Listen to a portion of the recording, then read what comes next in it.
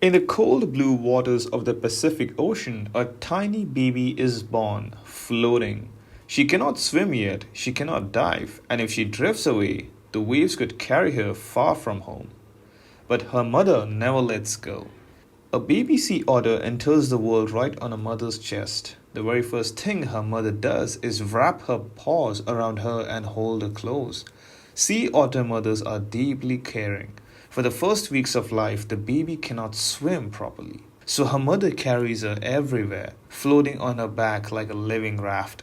The baby's fur is extra fluffy, even fluffier than her mother's. It traps tiny bubbles of air, helping her bob on the surface like a small fuzzy cork.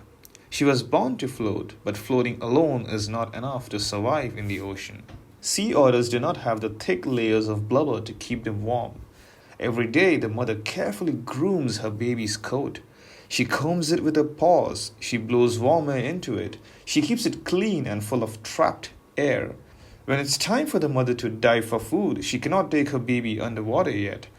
So she gently wraps her pup in a long strands of kelp. Kelp is a seaweed that grows tall beneath the waves. It acts like a soft anchor holding the baby in place so she won't drift away. Below the waves, her mother searches for sea urchins, crab, and clams, and she brings a special tool with her. Tucked under her arm in a small spool of skin is a smooth rock. When a mother finds a clam, she floats on her back, places the shell on her chest, and taps it gently with her rock. As the weeks pass, the baby begins to practice. She paddles her small paws, she splashes, sometimes she rolls over by accident. When she tries to hold her shell too soon, it slips away. The mother steadies her, patient, calm, and always close. So the mother shows her how. They dip beneath the surface together.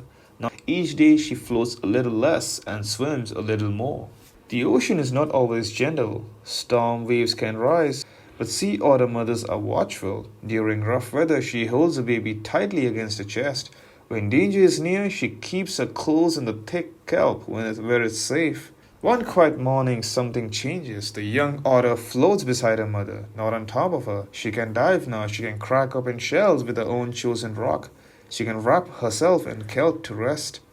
The ocean is still cold, the waves are still strong, but she is ready.